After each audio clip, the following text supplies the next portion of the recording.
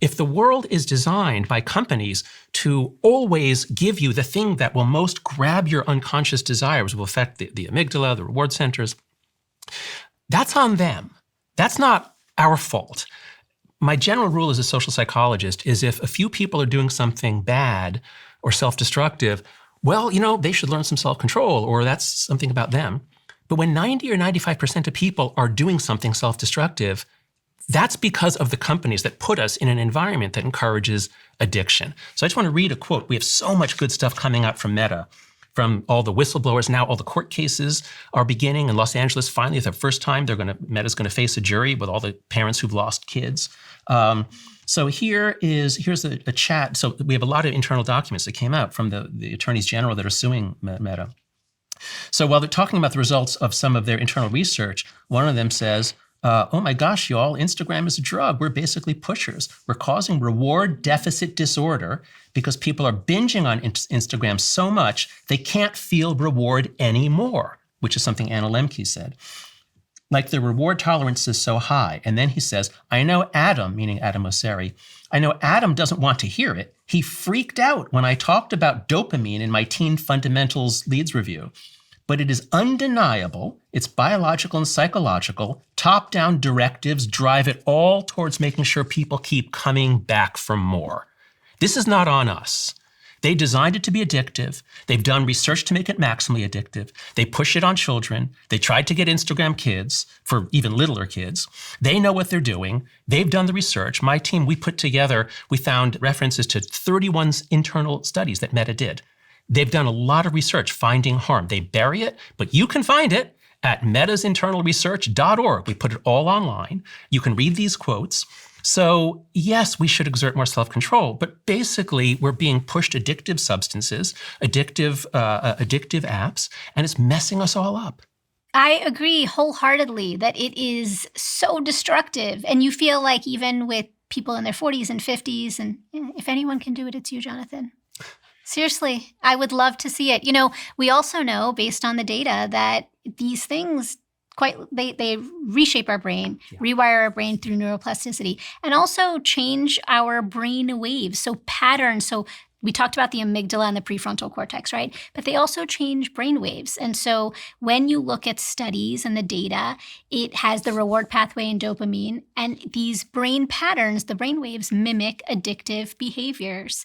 And, that there's certain features, right? Like when you do swipe down to refresh, it's the slot machine. It was modeled directly after the slot machine. Yeah. Or autoplay, or, the algorithm, that infinite scroll. One really interesting kind of like breaking news, which you guys may have already heard of, it's like 3 days ago, the European Union Commission found TikTok to be in breach of the Digital Services Act. And what it said was that it is addictive. It, creates compulsion and gets people into this autopilot mode. So they have difficulty disengaging. And personally, I am moving away from social media and really leaning into analog life. Great. But I think with the way the world, it's one of our only ways to connect, right? Meaning, I don't mean connect deeply. It's become one of our only ways. I don't mean connect like in a deep way. That's right. But be informed to know what's going on in the world, etc. I suspect that because we've spent so long criticizing Meta over the last 10 years, because the biggest in any category takes all the heat. Yeah. So OpenAI is taking it now. And what this often does is it provides cover for other people to be even more extreme with that behavior while like Meta take the heat. And I actually think this is how TikTok came to be. Mm-hmm. TikTok had basically, they originally started as Musical.ly, became TikTok. They were taking no heat. So they created an algorithm which is the equivalent of like crack cocaine. The reason why I have a TikTok account, I don't have the app on my phone. I have never had the app on my phone.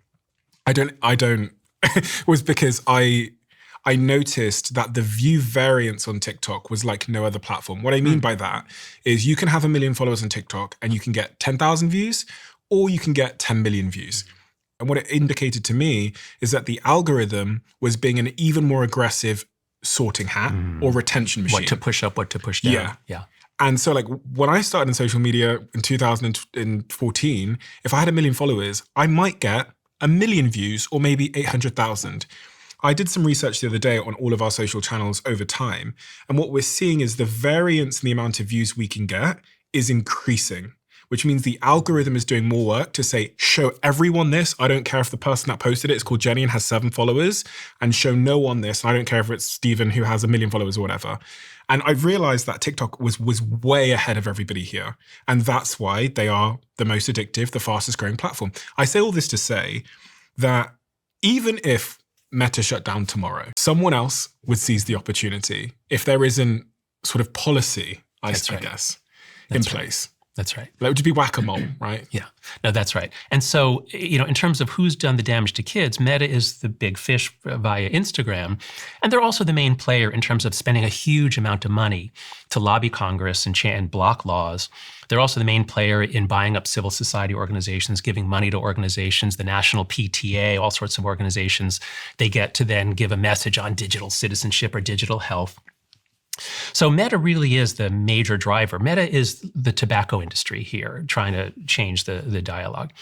But in terms of the products, Snapchat is probably more deadly in terms of the actual number of deaths per user, because Snapchat it's not making you depressed by social comparison as much. Snapchat is introducing you to all kinds of people, and it's the main way that drug dealers and sextortionists find kids. Snapchat has a quick ad feature, relentlessly pushes you to connect with friends of friends. So once a man can get any kid in a school, now he can get connected to all the kids in the school.